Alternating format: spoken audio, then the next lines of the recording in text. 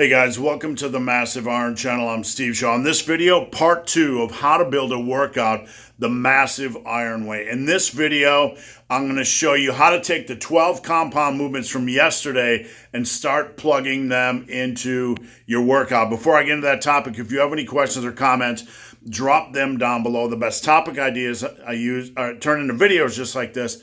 If you need coaching, if you need a phone consultation, check out the link down below. All right, this is a 4-part series.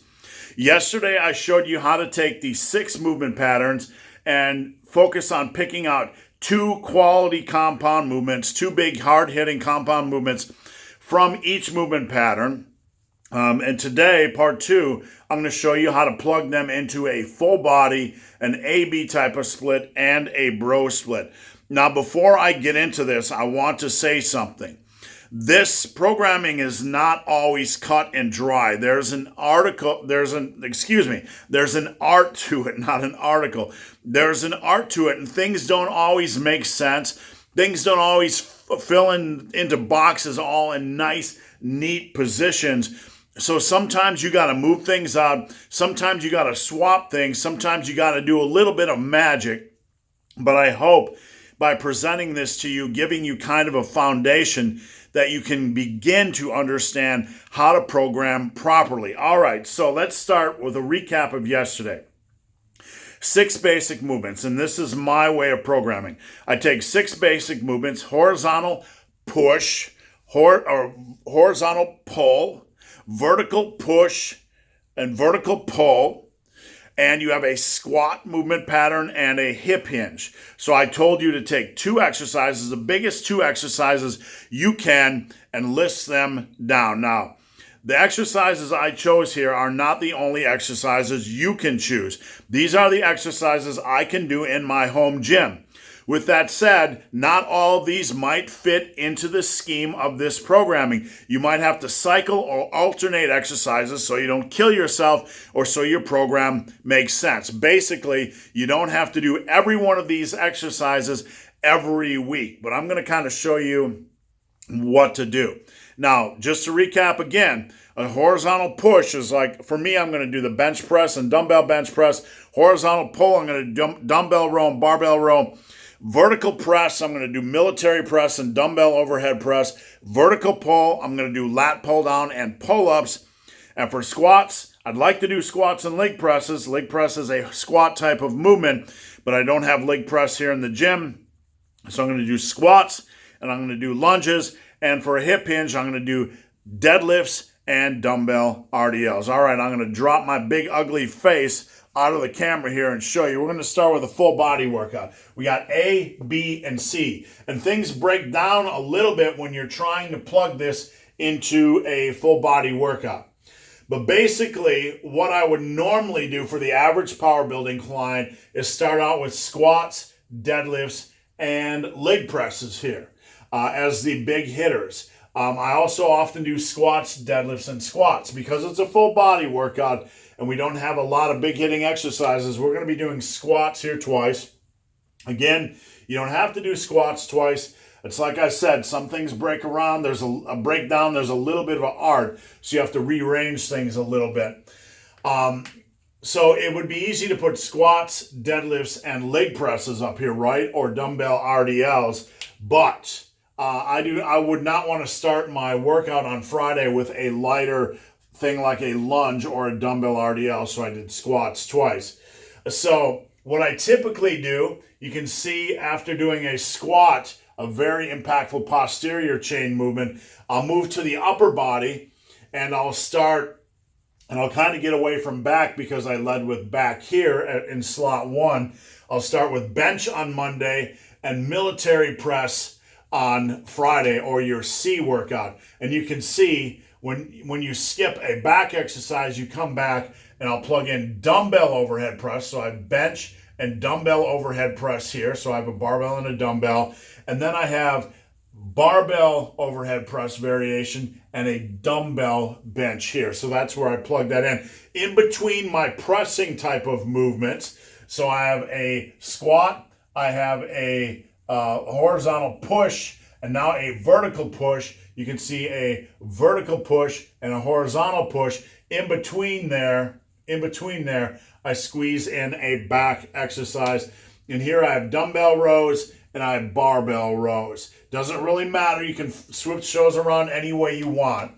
Now after that, on my Monday and Friday workouts, there's no extra things to squeeze in here, but because I have to squeeze in some hamstring work, I have dumbbell RDLs there. I'm going to do that the day after deadlifts. I would prefer to have 2 days of rest. So given, let's say this is a Monday, Wednesday, Friday type of program, I might have Saturday and Sunday off. So after doing dumbbell RDLs, I have a lot of rest on my lower back before I do another hinge type of exercise. On Monday, you might do leg curls, but we'll get into the specifics, filling in the gaps here tomorrow. So now on Wednesday on my full body workouts are typically a little bit lighter. You can see I don't like to have too much lat or back fatigue going into deadlift days. So you can squeeze in pull-ups and lat pull-downs here, or because this is kind of an oddball, a full body workout, forces you to move things around a little bit. You could alternate week 1 pull-ups, week 2 lat pull-downs. That's what I could do for my gym. Or you could just pick one of the exercises for an 8 to 12 week period. I'm going to stick in lunges in between there. So I got my major 12 movements all up here on A, B, and C. And then when I come back tomorrow, I'm going to show you what exercises I'm going to fill in to keep this balanced. You can see the full body workout. The middle day is going to be a little bit less impactful, a little bit lighter. So it's basically going to be a heavy, moderate, heavy type of split. Many ways to do this. I'm just giving you one example. Now, on the A-B split, I tend to do posterior and upper, okay? If I can spell. Posterior is back and legs. So I have back and legs A, back and legs B, and upper A, upper B. So back and legs, and then for my upper, I do chest, shoulders, and arms. Now, we're going to look at the posteriors first, okay? We're going to put squats here, and we're going to do deadlifts here. We're going to focus on these first. Squats and deads, and then over here, we're going to fill in lunges, which is our squat exercise, and we're going to fill in dumbbell RDLs. Those are basically both leg-focused exercises, so I'm going to stick a back exercise between them. Here, we have more of a back-focused exercise and a leg-focused exercise, so I kind of stacked them like that. Now, on the leg and back day, and you can slice and dice your A-B split any way you want. This is just my preferred way. I'm going to squeeze in barbell rows and dumbbell rows, and then I'm probably going to squeeze in another leg exercise here, which we'll fill in tomorrow, but I got my pull-ups and I got my lat pull-downs. So we basically have our hinges, our squats, and all of our back work done already. Now, all we have left is our horizontal press or push and our vertical push. I'm going to start with bench, and I'm going to start with military press on day B. And then following bench, I'm going to do dumbbell overhead press. And following military press, I'm going to do dumbbell bench. So it all kinds of aligns nice and neat and tidy. Now, bro split obviously is easier. My typical bro split is going to be something like chest and shoulders, legs, chest and triceps, legs, shoulders, and then back. You could also swap these and do chest, back, shoulders, and then legs, whatever you want. It doesn't really matter. But obviously on your chest day, you're going to have bench and dumbbell bench. On your legs, you're going to have squats, dumbbell RDLs, and lunges. On shoulders, military and dumbbell overhead press. And on back, you got a lot of beefy exercises. This is going to bust your balls and give you big hairy testicles. You got deadlifts, barbell rows, dumbbell rows, pull-ups, and lat pull-downs. Now, here's where some of the art gets into this. You don't have to do all these on week 1. You could actually do 2 variations of this in A and B. I did this a lot when I was training my first 10 years. There's so many good, hard-hitting back exercises that it can be hard to squeeze them all into one workout. So what you could do is have an A-B type of split for back. You could do deadlifts 1 week and maybe a power shrug and block pull complex the next week. You could do dumbbell rows 1 week and then barbell rows the next week, lat pull downs 1 week, and then pull-ups the next week. And then you might have room to squeeze in machine rows or seated cable rows. But again, here I'm just working in the exercises I have in my home gym. So that's a little bit of a baseline.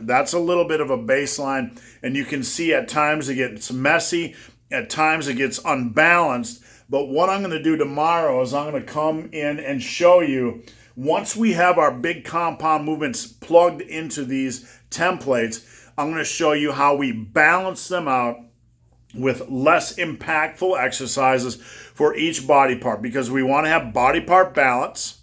We want to have some form of symmetry in our programming. So some of these are a little bit heavy on exercises we've chosen already. Tomorrow, come back, part 3. I'm going to show you how I fill in the gaps with other exercises I can do in my home gym to flesh out a complete program. And again, on day 4, which is Thursday, I'm going to show you how I plug in set and rep schemes. If you have any questions or comments, slide into my DM on Instagram or send me a message, send me an email, benthebarman@gmail.com. So guys, hope this video has been of some help. If you have any questions or comments, drop them down below. If you made it this far in this video and have yet to subscribe to my channel, please do. I'd appreciate the support.